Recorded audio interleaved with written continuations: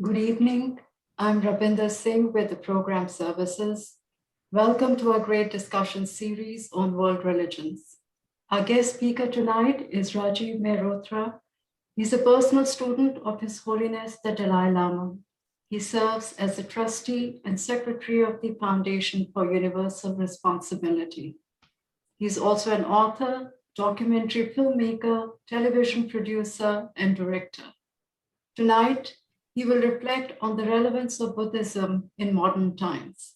As we begin, a reminder to everyone to add your questions or comments in the chat. Rajiv will address them after his presentation. So welcome, Rajiv. Thank you, Ravinder. It is a great a privilege and a great blessing to be talking to you and sharing some of my thoughts and understanding about Buddhism in general and what their relevance is today. I often start with a story of my own sort of engagement with His Holiness and my qualifications to do this in the spirit of the Buddha himself, really. And so I recall it was 35, 40 years ago, I'd written my first book, and His Holiness was releasing this at a public event in Delhi. And it was a great sort of a moment, a high for me. There were all these thousands of people, the cameras and the press, and so the release ceremony happened, and then he began to speak. And it had this lovely photograph flashing on a large screen of His Holiness and myself and the book in the middle. And then His Holiness said, well, Rajiv is an old student of mine, and he works very hard. But how much he knows, I don't know. And so that was a very sort of sobering moment. And it also was, reaching out to what the Buddha said to his followers. And he said, listen to everything I say and apply reason and logic and listen to it critically, because my word is not final, and that it needs to be processed through your own understanding, your own imperatives, and your own needs. So I really speak as a student of Buddhism, and we have a word in our tradition, sadhaka, which means an aspirant, rather than someone who is a master of his subject. Buddhism is not really a religion in the sense that we traditionally understand it to be. There is no revealed text, no creator God, no idea of an enduring soul that goes to heaven or even takes birth. There is no final authority, historical or living. As I said, ultimately, everything that the Buddha said at his own urging and recommendation is processed and needs to be tested against one's own reason, logic, and experience. And I will be coming back to this very important facet that makes the Buddha's teachings so relevant for our times and the discourse of our times. Today, about 600 million people worldwide describe themselves as Buddhists. That's about 8-9% of the world population. Its influence continues to grow, not just amongst those who describe themselves formally as Buddhists, but many who call themselves friends of Buddhism. And these are people who learn from Buddhist ideas and adopt many of its techniques and practices, most notably meditation. I've had the privilege of speaking to groups of Catholics and who come to talks and teachings in Buddhism. And I sort of asked them, I said, what are you doing here? And they said, well, listening to the Buddha's teachings doesn't dilute or compromise our beliefs in Catholicism, but in fact gives us insights and some specific techniques that we can use to enhance our own understanding of our own faith. And so the Buddha was just another human being, albeit he was born a prince, Siddhartha Gautam, 2,500 years ago. leaving the cloistered luxury of his palace for a glimpse of the real world, he witnessed the inevitability of human suffering and pain, old age, sickness, and death. And he feared this for himself and those he loved. He was deeply anguished over the human condition and the human predicament and the human inevitability of birth, old age, sickness, and death. And he asked himself the question that we often ask ourselves today: why must people suffer? What is the cause of suffering? He kept asking himself.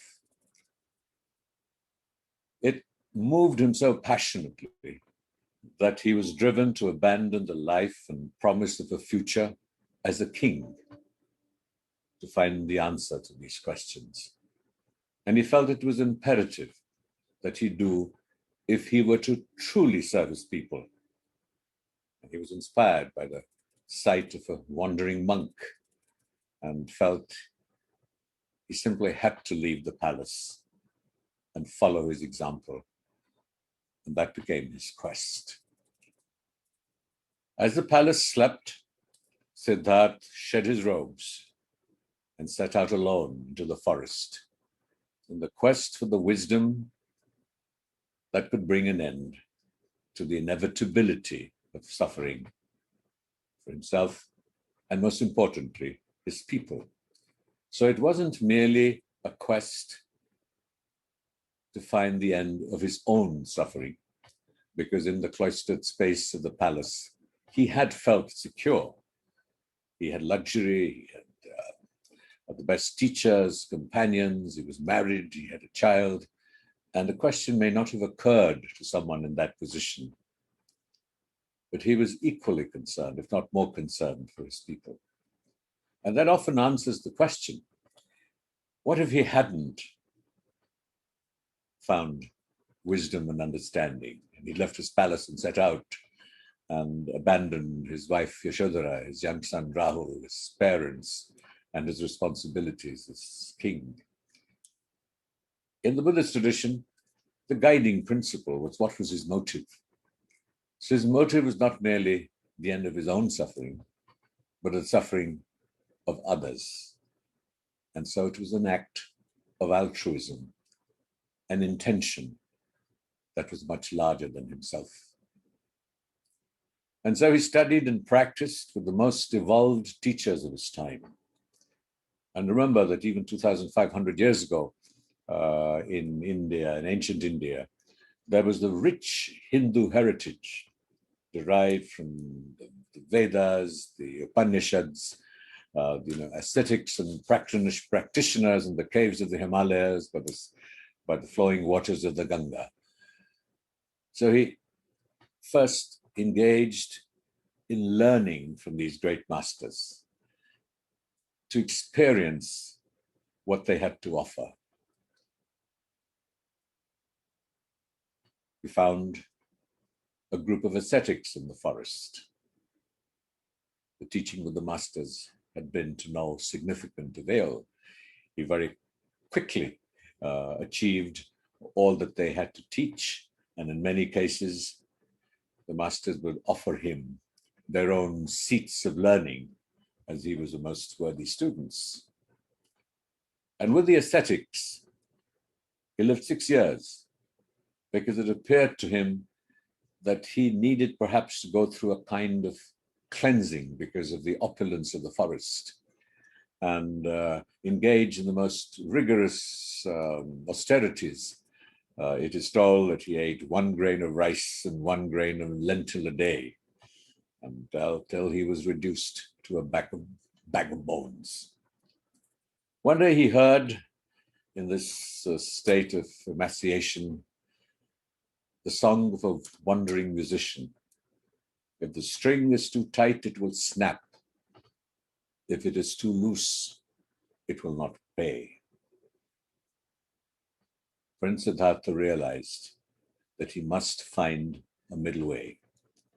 And in the words of the song is the idea of the middle path, which best describes what the Buddha was to embody and to teach. He accepted a fortuitous bowl of rice with milk from a village woman, Sujata. And once he recovered his strength, he sat under a poplar fig tree, the Bodhi tree, in what is now known as Bodh Gaya. He sat in deep meditation, determined not to rise until he found the answer. He was prepared for death if he didn't. So it was with unimaginable determination that he sat and he meditated. Now, we'll talk later about meditation, because today, certainly in the United States, Buddhism is most commonly associated with the practice of meditation. But back to the Buddha. 49 days later, under a full moon, he arrived at the decisive set of insights that freed him from the suffering of the human condition. He had become the Buddha, the awakened one. So the Buddha was not just a title or a name, it was a description. There have been Buddhas, awakened ones before him and after him. But in the tradition that I sort of practice myself and learn from, when we speak of the Buddha, we speak of Siddhartha Gautam, the prince who achieved enlightenment and who awakened to the true nature of reality. The Buddha was hesitant to communicate the substance of his awakening, the experience. The experience was non-conceptual. He didn't know how he could communicate this. It wasn't a revealed scripture. It wasn't a teaching. It wasn't a wisdom. It was a deep-rooted experience and insight. And just imagine that how difficult it is today for us to say someone who has not tasted Coca-Cola to explain what it tastes like, or what coffee tastes like, unless the other person has tasted it. And so he wrestled with this. And when he ran into his fellow ascetics of yore, he felt compelled by a deep compassion for their suffering and of others to try and begin to share this. And so began a very important aspect of Buddhism. So not only did he try and share the nature of that felt experience, but the method, the practice, the technique that would enable an aspirant to experience the same thing. So Buddhism, from its very beginnings, embodied two crucial aspects. And that sort of in traditional, in Sanskrit, in Pali, we would call it the sutra and the tantra. So the sutra became the wisdom, the knowledge, and tantra became the practice or the method. So realization became a juxtaposition of wisdom and method. And you couldn't really achieve that awakening, that insight that would free one from suffering without both. Because the Buddha argued that if it was only a question of the mind, then when challenged by overwhelming emotion or overwhelming feelings, that unless it simultaneously stood up to the scrutiny of reason and logic, that transformation would not endure, and vice versa. So I will try and talk about mostly wisdom and a little bit about the method and share one with you. So in what is described as the first turning of the wheel of Dharma, the Buddha taught the Four Noble Truths. These have formed the core of his teachings as Buddhism evolved and traversed the globe for thousands of years and continues to do so.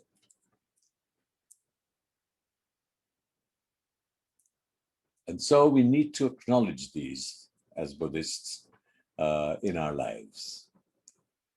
And essentially, the Buddha's teaching and method sought to nurture, to cultivate in us, not pure doctrine or philosophy, but an insight and an understanding and acceptance of the true nature of reality as could be intellectually understood and experienced. And so he started with trying to describe this in very brief phrases almost. And so the first truth was the truth of suffering, the need to acknowledge that there is indeed suffering. And even as I use the word suffering, I sort of stop in my tracks because the word that he used was dukkha. And I think British translators of the Buddha's teachings into English have translated dukkha as suffering. It more closely approximates dissatisfaction or discomfort rather than suffering. It is also not to reject or glamorize suffering, but to acknowledge that the human condition in our everyday lives, even when lives of material sufficiency or material opulence or the lack of it, we have gotten used to feelings of not having enough, whether it is emotional fulfillment, so we never have enough love, the right kind of love. We never get the right kind of food, the right job, the right weather, the right president or the right prime minister. And so the truth of dissatisfaction. The second truth was the truth of the causes of dissatisfaction. And examples of that would be that to strike the right balance, and we need to accept that the reason why we experience dissatisfaction is because our sense of craving for satisfaction or for the things that we want, our desire, our craving, is really the cause of why we experience suffering. Because it's important to add that what the Buddha was not saying was that, if you have experienced awakening, that you will no longer experience pain or suffering or dissatisfaction. It is a normal human response to do that. For example, people have assumed that the Buddha would often said, or religious traditions would often say, that, give up desire. I think the Buddha would argue that to desire the end of someone else's suffering would be a most worthy desire, or the desire to help people, or to do good, or look after the environment, to do worthy things. So it is located in the context of, in a sense, for want of a better description, to deal with, to accept, and not have one's sort of ship rocked too much by the suffering of suffering. And so that dissatisfaction remains a part of the human condition, but dissatisfied with what? With what motive and what we use that dissatisfaction for. And then was the third truth was the recognition that there is an end to this dissatisfaction that is possible. And to achieve that was the truth of the path that leads to the end of suffering.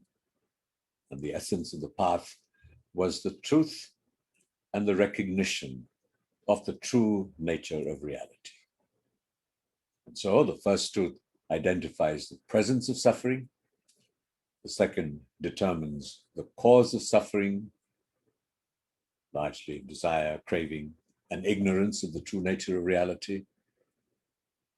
The third truth awakens us to this reality and liberates us from suffering.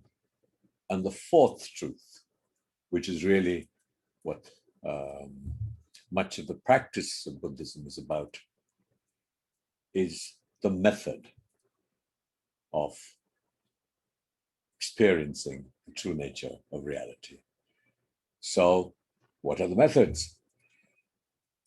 There are these sort of the sutra, the wisdom aspects, and they are foreground by what's described as the noble eightfold path, and these are sort of the ethical values which lay the foundations for Buddhist practice, and these are common to virtually every religion and every tradition: right understanding, right thought, right speech, right action, right livelihood, right effort, right mindfulness, and right concentration, which may be somewhat unique to Buddhist teaching.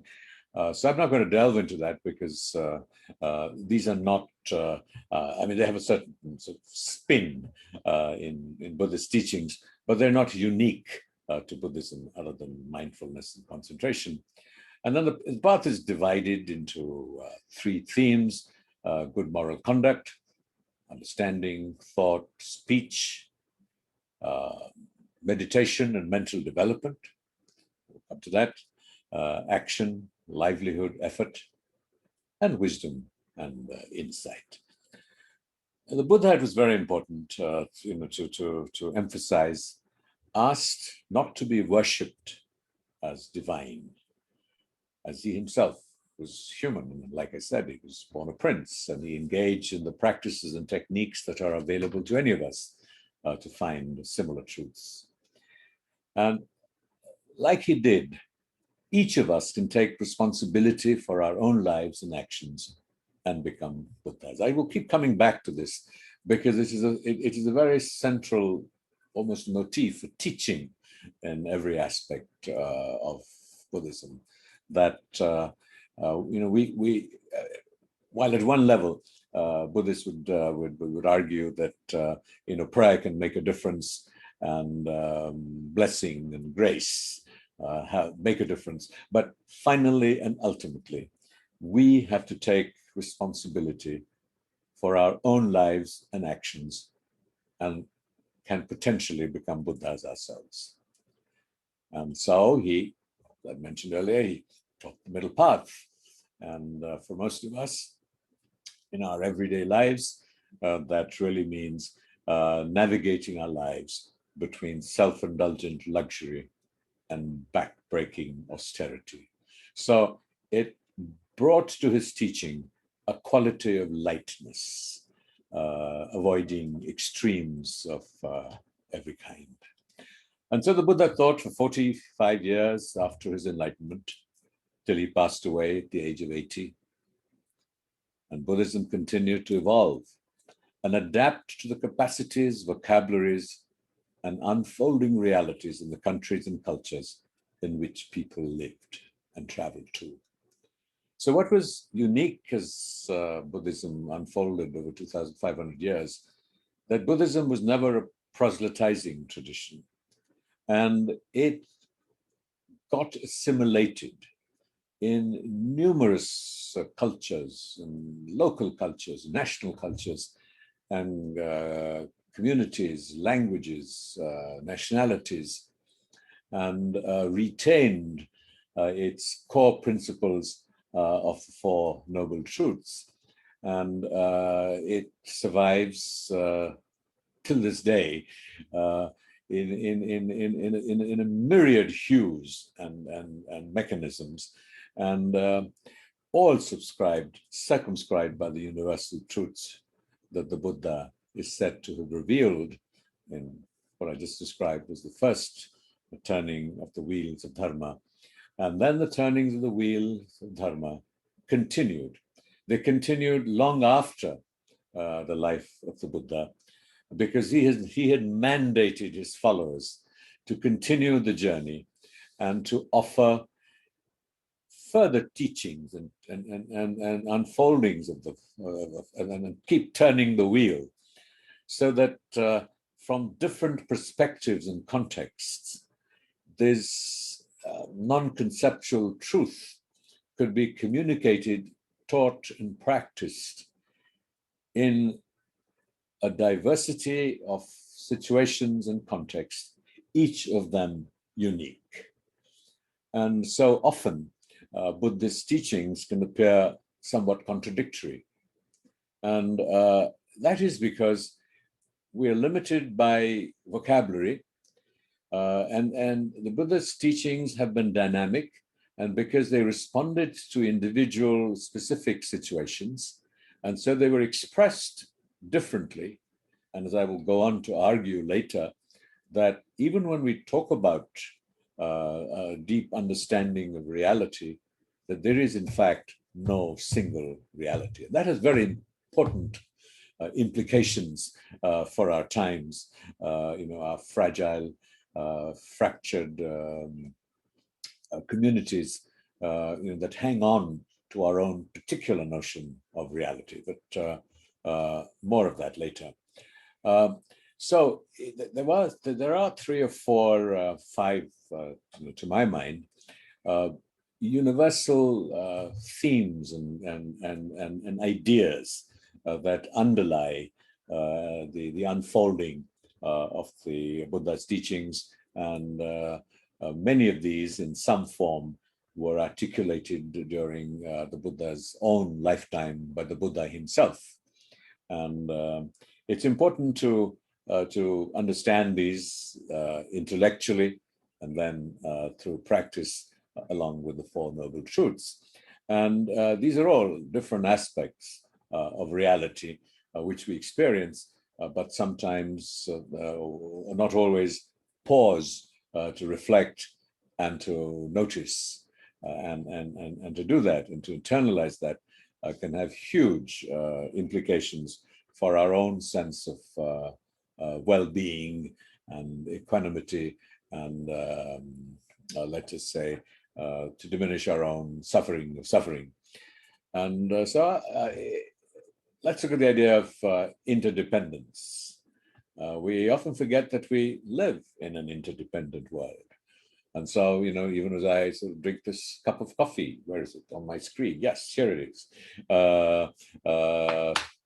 Early on a Friday morning, and for the privilege of talking to you, and you grab your coffee on the way to work and savor its aroma in the rush to be on time and to hit the ground running, we forget that the number of faceless people that have made that cup of coffee possible, we just take it for granted.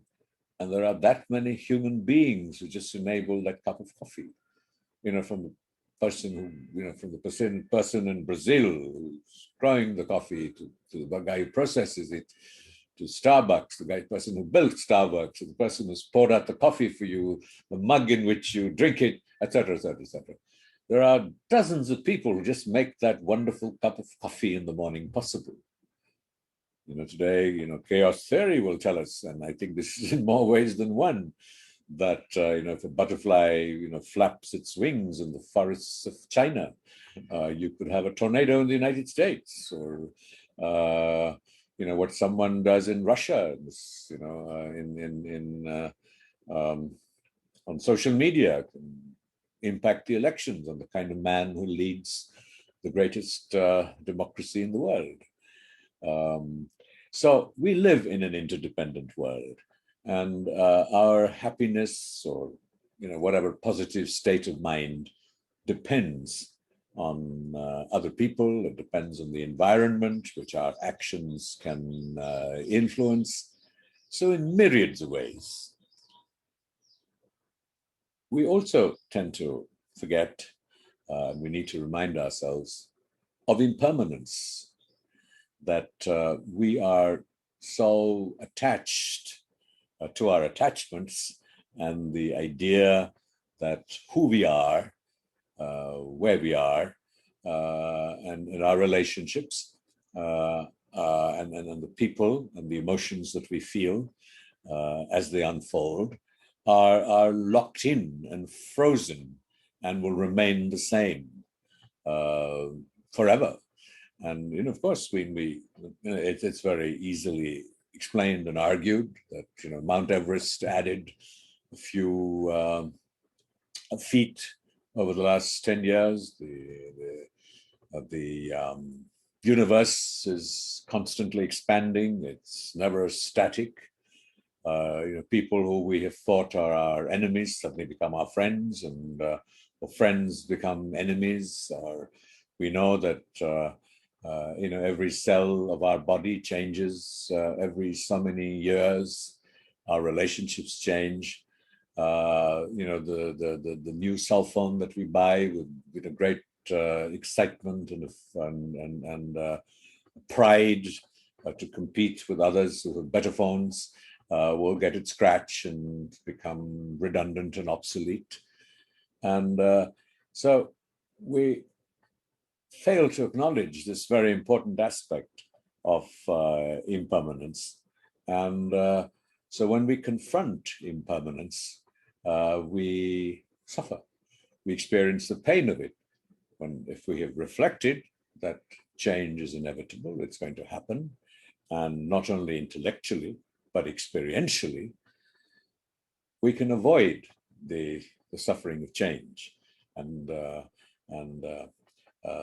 find greater courage and self-confidence to embrace change when it occurs.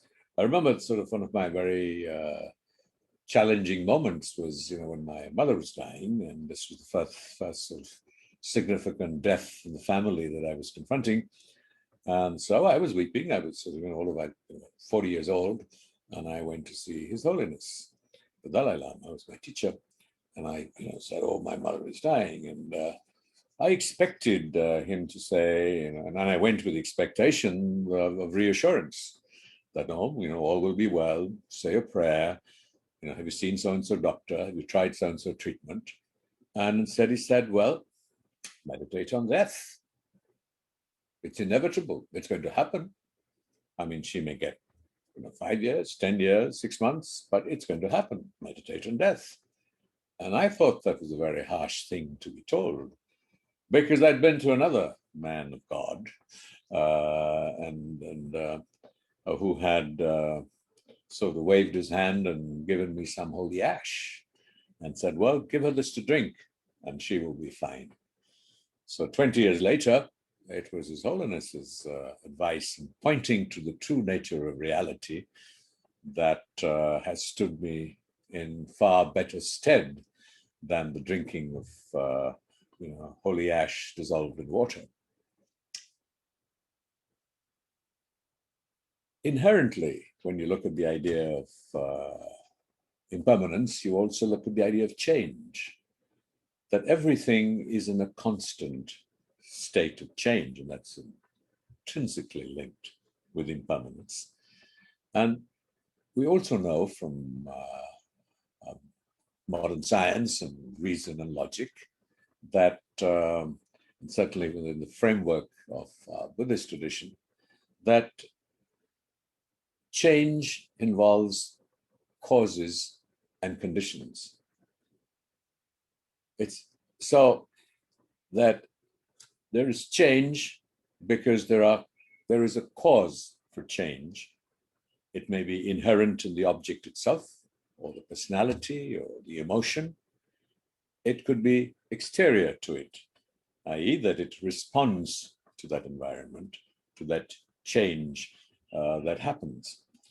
Again, we know from modern science that we may not always be able to understand the causes for all the changes that occur, but we do know that things change, because we know that nothing is permanent, and quite literally nothing, because even when things appear not to change, it's just that they're changing very slowly or imperceptibly, but they're changing.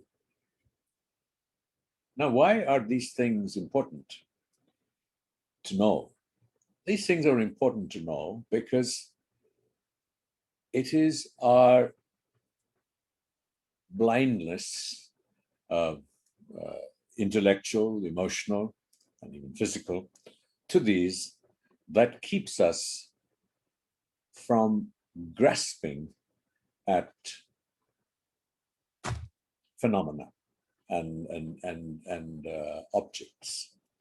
And if you can just try and visualize the fact that we are changing physically, emotionally, intellectually, every infinitesimally small iota of time, and so is the object of our desire or our affection.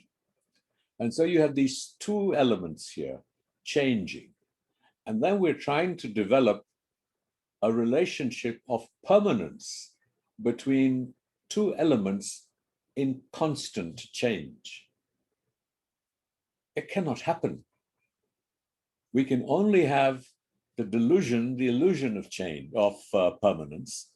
And so functionally, we assume a certain element of functional permanence, so that if I'm sitting in front of a computer and a keyboard, I know the keyboard is there and it's reasonably permanent. It's predictable. If I press a key, there will be a reaction. There will be a cause and there will be an effect.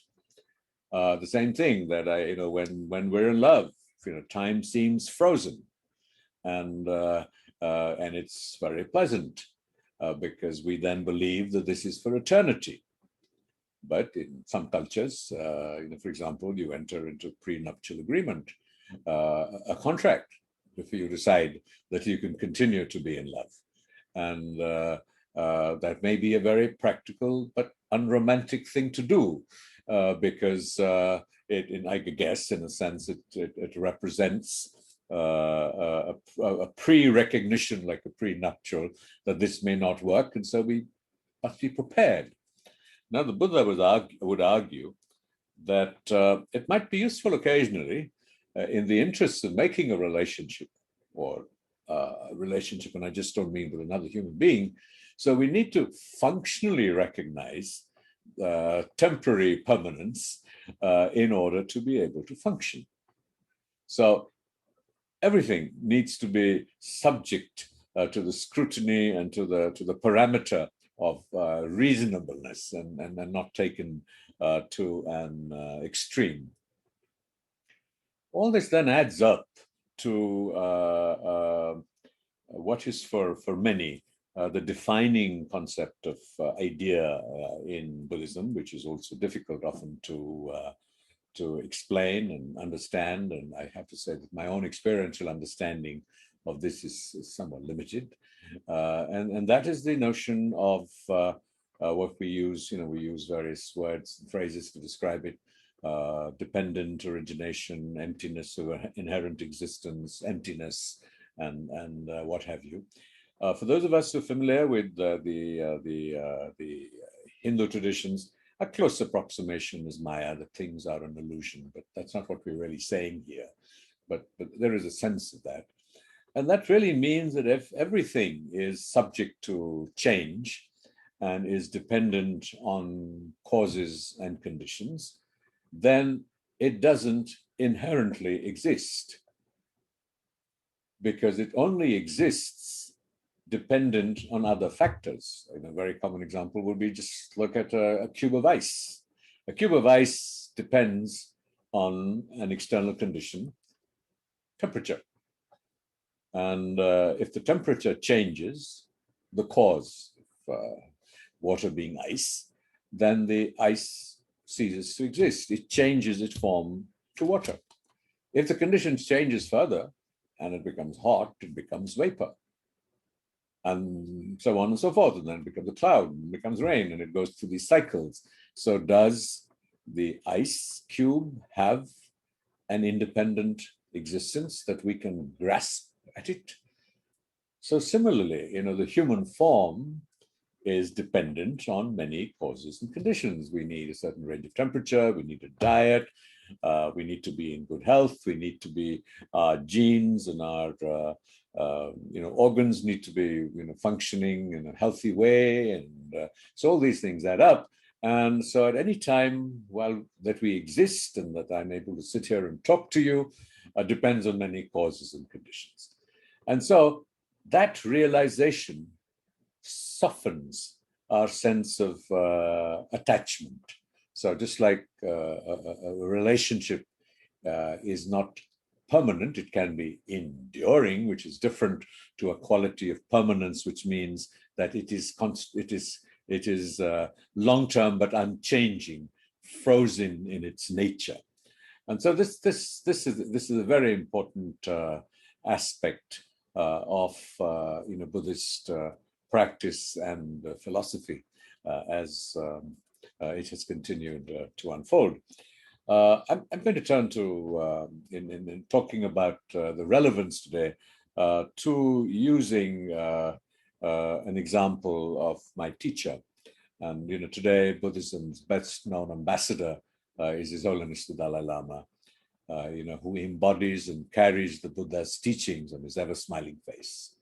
I've been blessed to be a student of his. And as a Buddhist, to me, he embodies the highest human aspiration, because I see that he walks his talk, and he practices what he preaches, and from a profound integrity and passion and transparency. And one of the most enduring aspects of knowing him has been that when he is asked a question to which he may not have an answer, he's not all-knowing, or he will not acknowledge that he knows if he doesn't, or claim that he knows when he doesn't. He will simply turn around and say, "I don't know."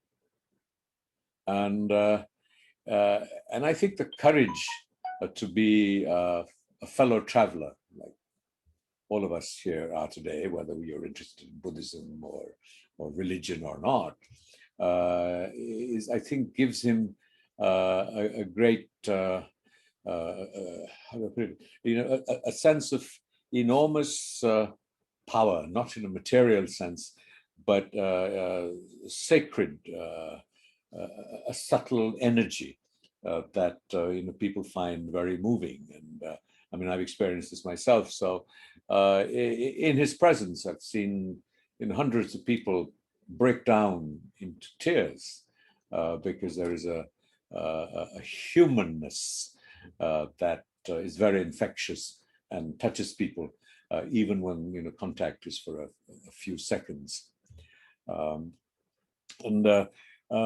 In my early years of knowing him, I would often complain to him of my mundane problems. I manage two not-for-profits, which I struggle with often.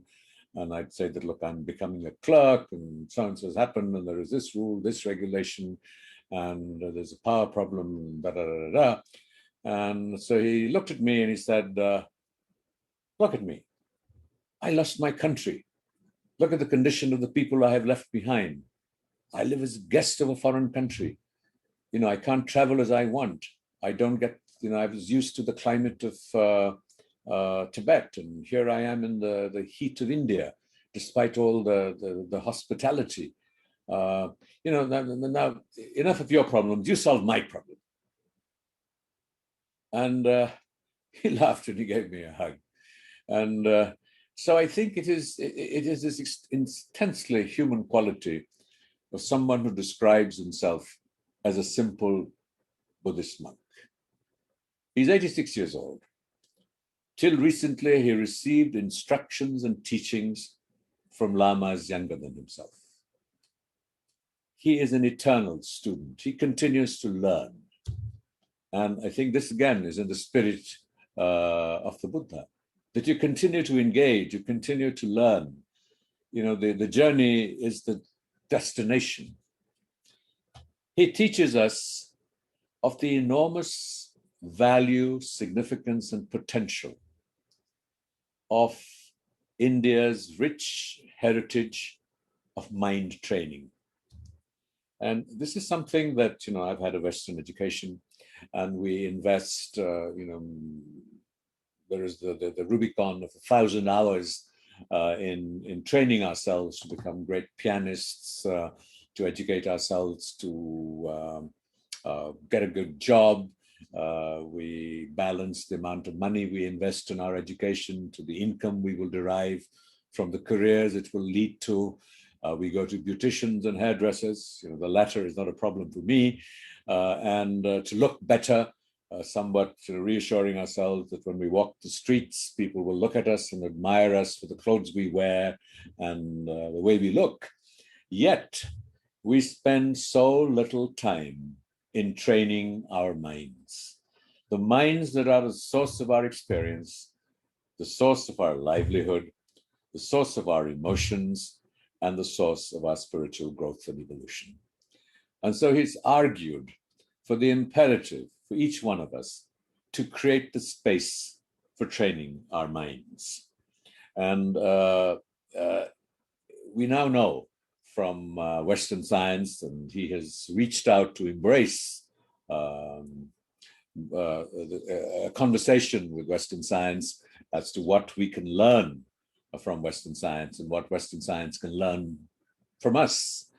And so we now know, for example, that people who suffer from mental disorders or are depressed, when interviewed, have an obsession with themselves. And so there is a frequent use of I, me, mine.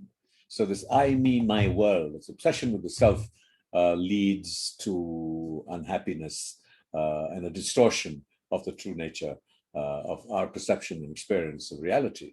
So you have methods and training techniques that softens the sense of self. And that really happens through the cultivation of compassion. And we now know that meditation, which is really a form of training the mind on compassion, can cause and lead to enduring changes in the neurobiology of the brain, which can be measured in scans. And some of these can endure for long periods of time, even after we have stopped meditating. So there is a scientific basis that meditation and compassion can, in reality, change the neurobiology of our brain and the emotions that follows. And so there's Richie Davidson at Wisconsin University, John Kabat-Zinn at Harvard, and several others have led and are bringing to fruition more than 20 years of definitive research that confirms this value. And I know that, so if the time is running out, let me just briefly, talk about meditation. Meditation is an instrument to train the mind, to exercise the mind. And so just like, you can flex your muscles, you can do spot running, you can jog, you can do weights. There are different ways that you can train your body to build muscle. You can also train the mind, both its physiology and the more subtle elements and aspects of consciousness to be healthier. And there are basically two forms of meditation and various variations of this.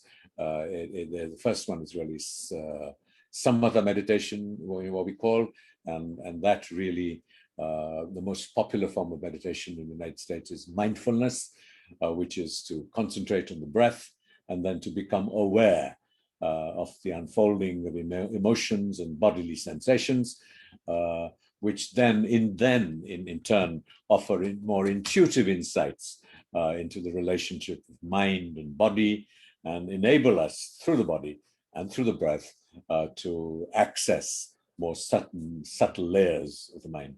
But more interesting and more unique to Buddhist practice, and certainly as it unfolds, is analytical meditation. And where some of the things that I have spoken about, such as interdependence. So you do shamatha meditation, you calm the mind, and then you begin to analyze through reason and logic, say the recognition of interdependence. As I measured, you just, you visualize the aroma of coffee, you recognize how many people have made that cup of coffee possible for you. And then the sensation, you dwell on the emotion, the idea, the thought, the sensations, that dwelling on the nature of interdependence and the facts of it, so that it gets more deeply internalized. And so essentially what meditation does is, and why it's so important, is that it helps us move beyond our efforts at conceptual understanding to an experience that truly transforms and impacts our deepest reflexive responses.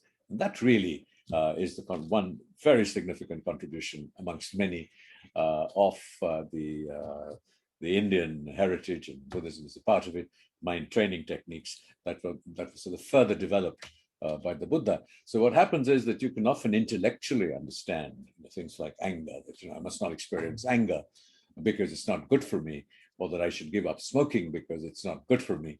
But when you are able to meditate, you're able to more easily and quickly transform intellectual understanding into a deeply reflexive response. Because in things like when anger comes up, we're not always able to press the pause button before the stimulus to anger yields to anger. So it's important that we are able to approach this right down to the deepest core of our being. And amongst the many things that I talked about, I've spent too much time on this. I think it's also extremely important to flag, two areas, and I think we see that with the Dalai Lama, is that when you understand the true nature of reality and diverse realities, so for example, quantum theory today tells us that the nature of reality is determined by the presence of the observer.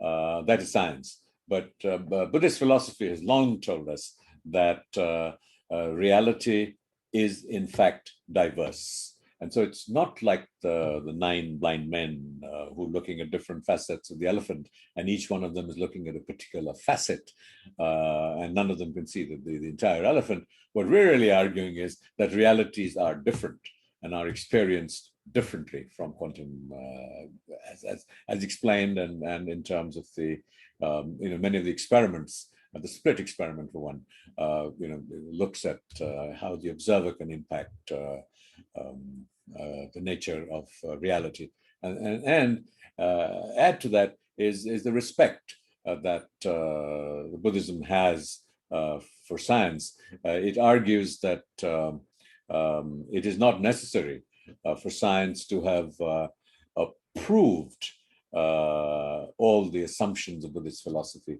But certainly, if there was something that was disproved, then we must accept all forms of contemporary knowledge, process and assimilate it.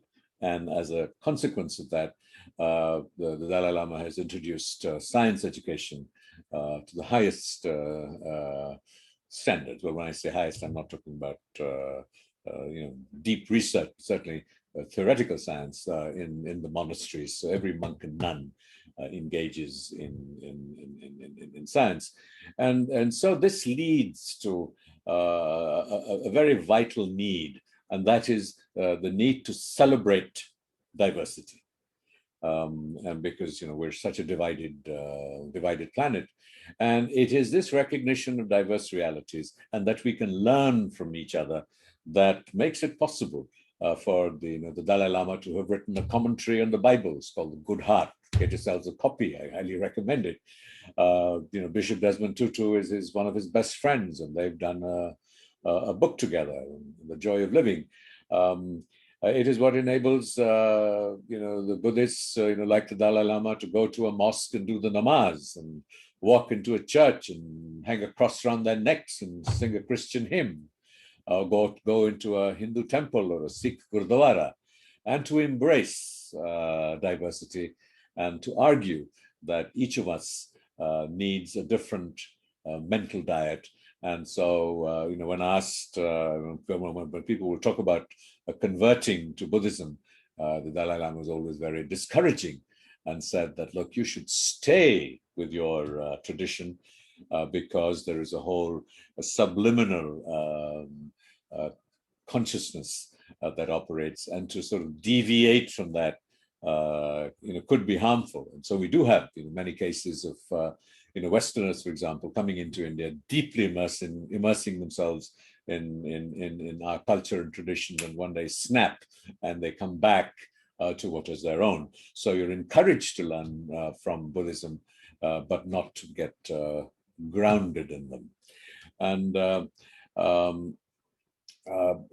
will just end with one of my most sort of moving experiences with His Holiness and the Tibetan community.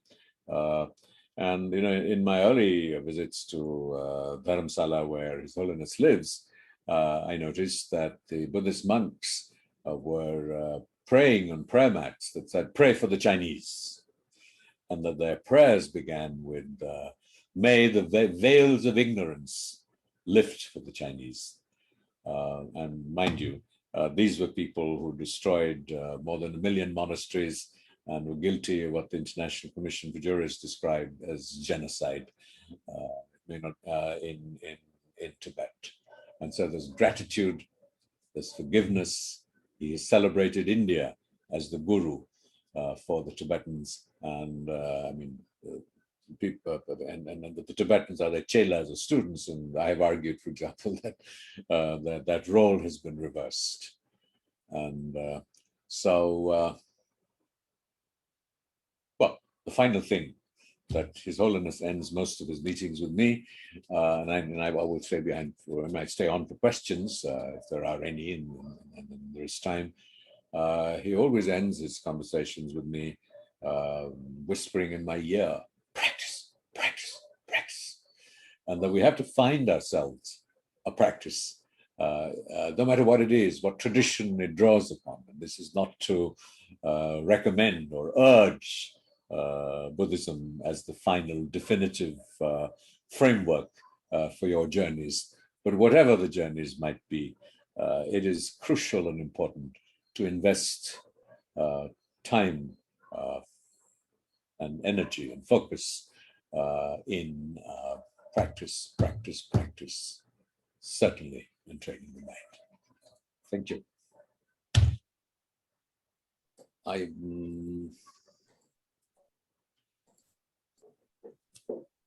Thank you, Rajiv. So inspiring.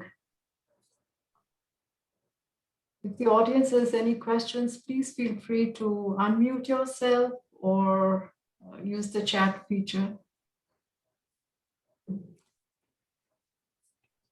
There's a question here, Rajiv. It says, what is one thing that drew you to Buddhism? Sorry, come again? What is one particular thing that drew you to, or attracted you to Buddhism? Well, it's a long story. It was an accident. And, I went to study in England, and I was at Oxford in the mid-70s. And it was a time of great churning and change. And I was doing theater and, living on the edge. And I came back to India to rediscover my roots and to find stability and solidity. And so I, dashed off a letter to His Holiness the Dalai Lama, because I'd heard of him. I'd already been to Rishikesh on the heels of the Beatles, because they'd been to Maharishi Mahesh Yogi. And so I did a little bit of spiritual experimentation, and ended up where I felt anchored. And so I don't think there was a single element, and I've just talked about the non-conceptual. So I was deeply, of course, drawn to the personality of His Holiness, who he was, and he reached out to me, and and connected with my reaching out to him in very subtle and powerful ways that are difficult to describe and much too personal to talk about here. Thank you. Any other questions? Mine's not a question, but it's a thank you for this. Just the connection with where did your morning cup of coffee come from? Every time I do something now, I write a letter or something, I'll be like, wow, the pen, the paper, the person who taught me how to do that, that's wow. That's wonderful. Well, it also depends on the kind of coffee you drink.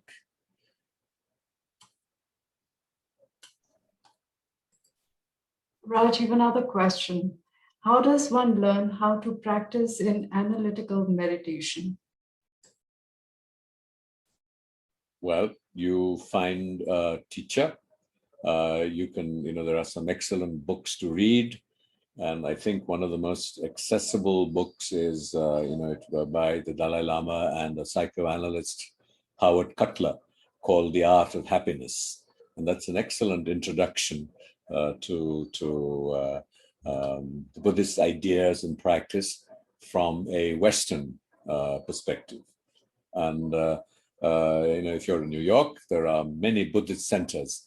And traditionally, the role of a teacher has been held to be very important and useful, because when we talk about particularization or particularizing a teaching for every individual sensibility, a teacher can prove invaluable.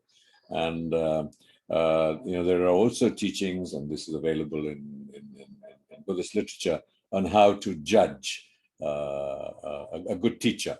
And essentially, a good teacher is someone who you feel an ineffable connect with. It's intuitive, but there are things that to be cautious about, like in every faith, and particularly in Buddhism, where there is no single titular authority, like in some traditions, like the church, that appoints bishops, and there is a hierarchy. And anybody can put on robes and call themselves a lama. So we have to move beyond that ineffable sense of connect to analyzing the motives of a teacher. And traditional wisdom applies. Is he full of himself? Is he making a lot of money? Is he honest? Is he a person of integrity? It's very often a risk that if we're not careful in the teacher we select, because inherent is a degree of surrender. Because as you take the next step into a non-conceptual world, you don't really know what you're getting into. And there is the possibility of the few teachers who are irresponsible to be exploitive of students. But the best thing is to find a teacher.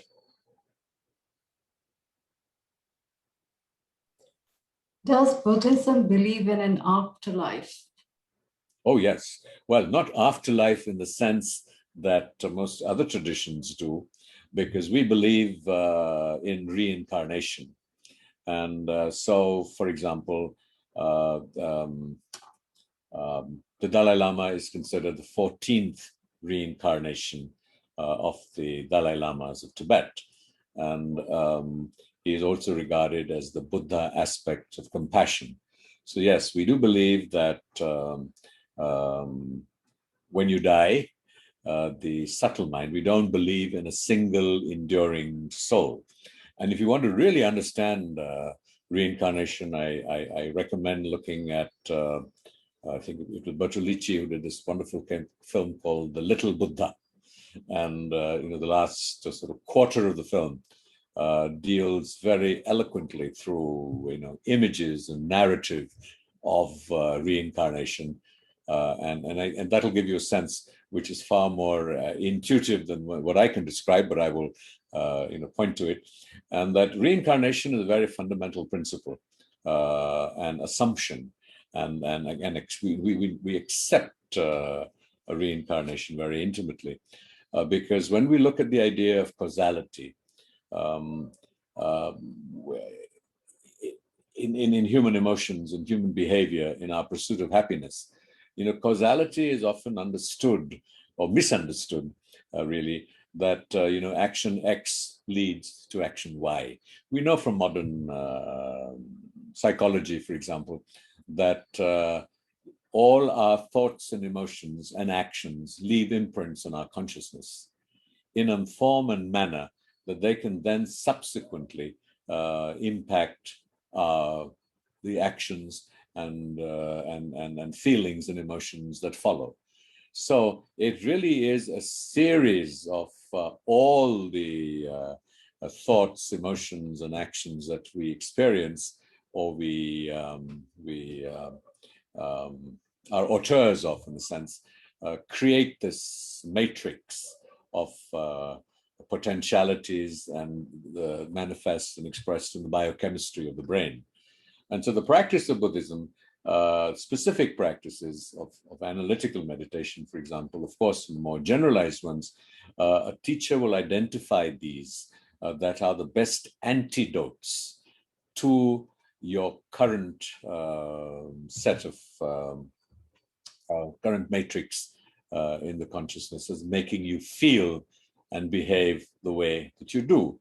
At a very sort of gross level, what mindfulness does is sort of similar to what a modern psychotherapist might attempt, is to lead you into a conversation, a stream of consciousness, where your thoughts and repressed emotions and ideas and feelings come to the surface, with the assumption that they then get released and you are free from them. But I think even Freud argued that that could reduce suffering, but not bring you to a level of, want of a better word, happiness. I mean, I'm always reluctant to use the word happiness because of its association with the promise of the American Constitution. So let's just say equanimity or contentment or the absence of suffering. So that is something that we carry from lifetime to lifetime, because that when we believe in causes and conditions, so when we take birth, when the sperm and the egg, come together, it's sort of a loose consciousness as opposed to a soul, and that's for another talk on another day, the difference between that, finds a mother as egg and a sperm that best express or manifest the imprints in the consciousness of the person is individual, carries forward from one life to the next. And so the continuity of consciousness is extremely important, and even more so in the tradition of the Dalai Lama, and because we have the idea of a bodhisattva. And traditionally in Eastern philosophy, certainly in Hinduism, the aspect or the aspiration of awakening is to break out of the cycle of birth and rebirth, and to merge with Brahman or universal consciousness, and to be free from suffering in that manner.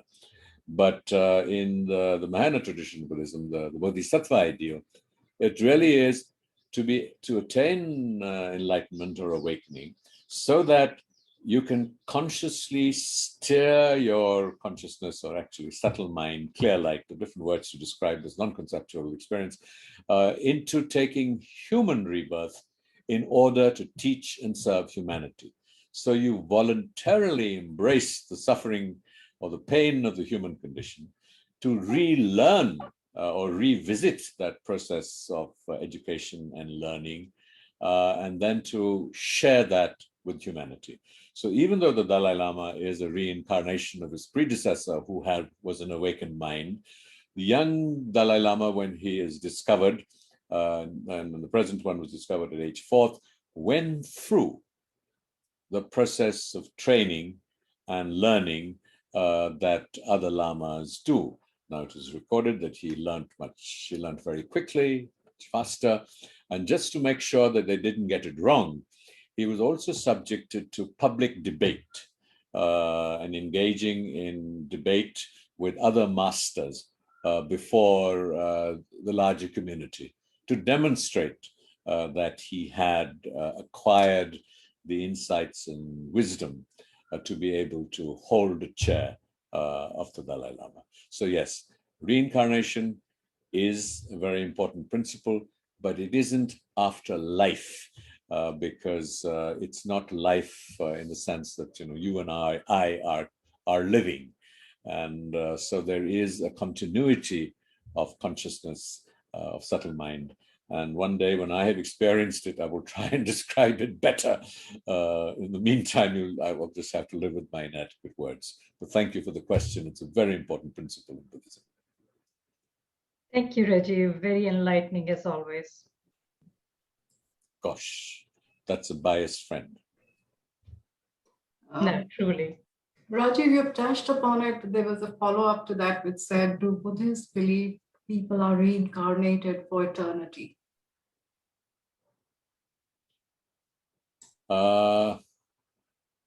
Theoretically, yes, because but we have to keep in mind that what I explained before, that a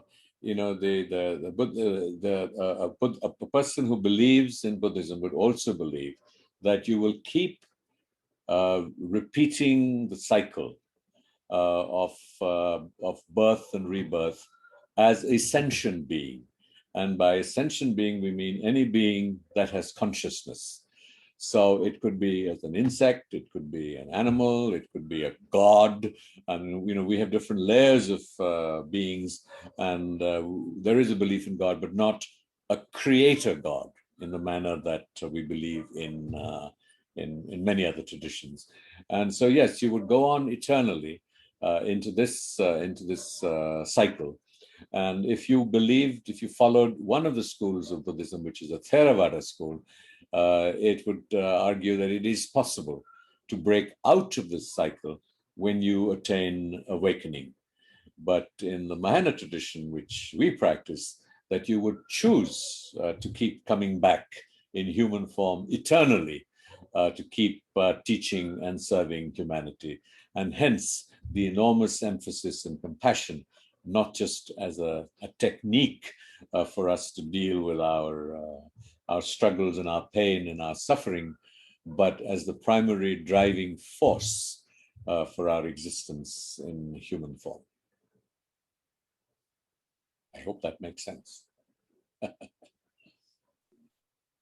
I have a question for you, and that is, do Buddhists actually worship anything, as in worshiping God or worshiping the Buddha or anything else? Or is it just a system of beliefs? Well, we would argue that it is not a system of beliefs. It is a system of experience.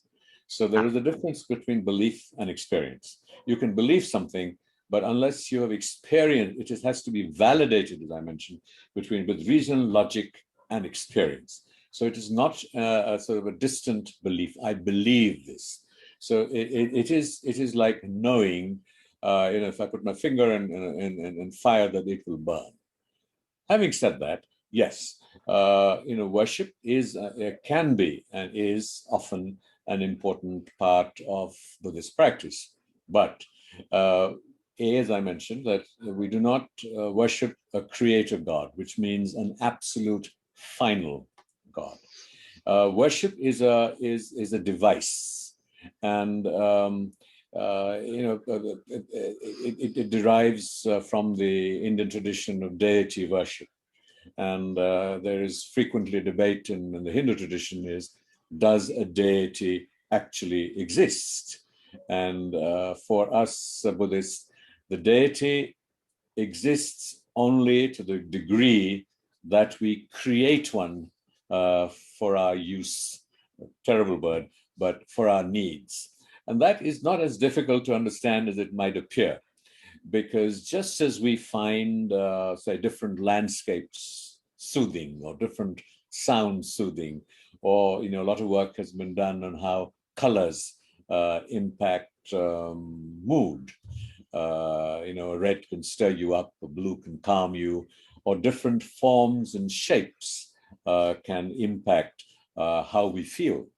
And so the Buddhist masters, in a sense, have almost designed deities with different symbolism, who you evoke or invoke and meditate on and visualize. So visualization is a very useful and common form of practice, so that you can then impact your subconscious with the elements that of the deity and what they evoke.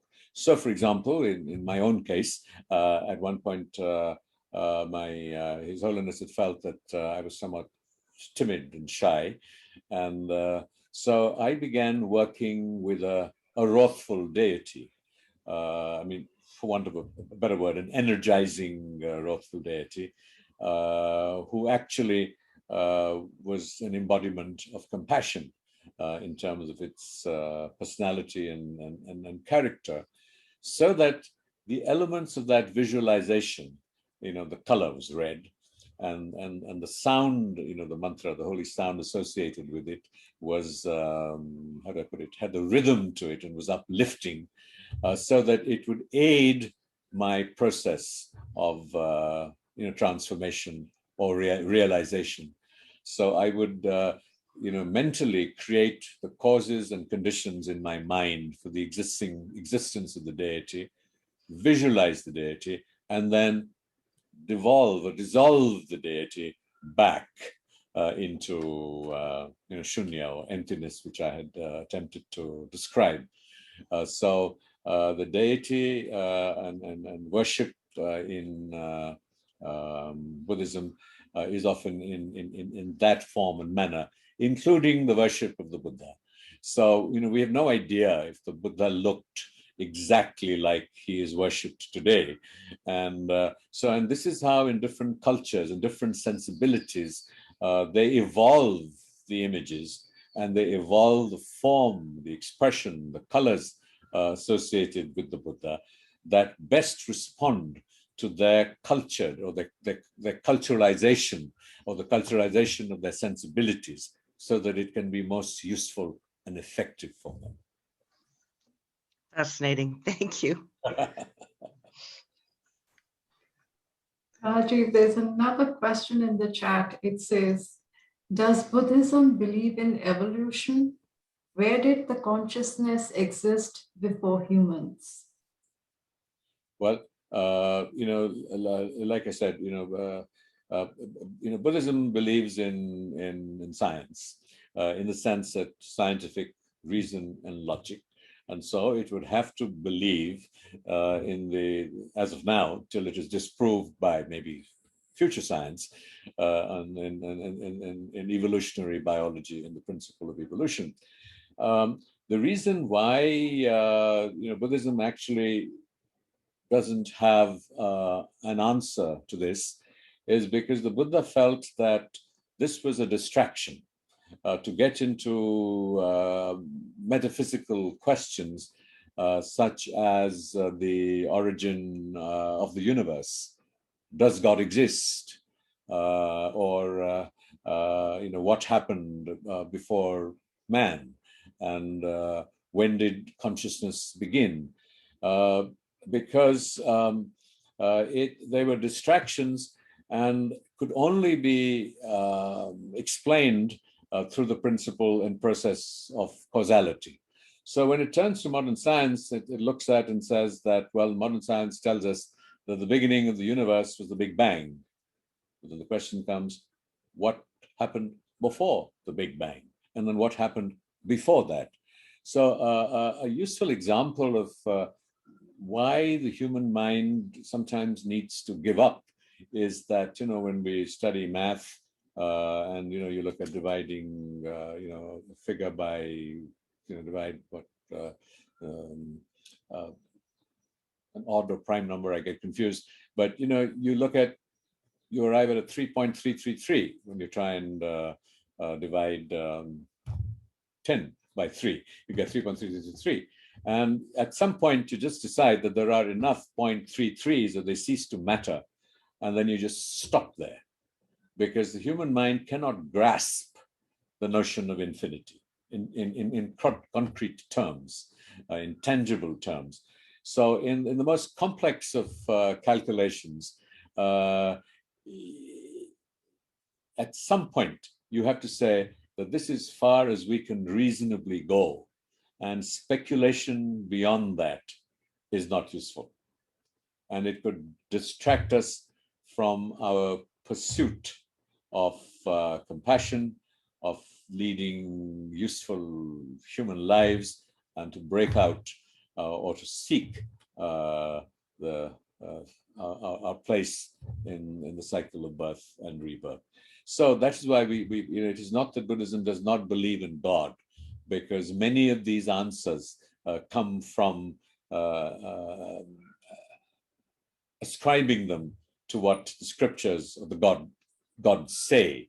So we just decided to put that aside, and hence, Buddhism is not atheist; it is agnostic. So our position on these is an agnostic one. Thank you. While we can sit here all evening listening to you, Rajiv, but I have to be mindful of your time. So thank you once again for sharing your experiences with us. Thank you. It has been a great blessing and a great learning for me. And please feel free to come back anytime and grace us. Thank you all for participating tonight, and good night, everyone. And thank you, everybody, for being here. And I'm not sure it's politically correct to say so, but stay blessed and stay well. Corona is raging in your part of the world. Thank you. Stay well.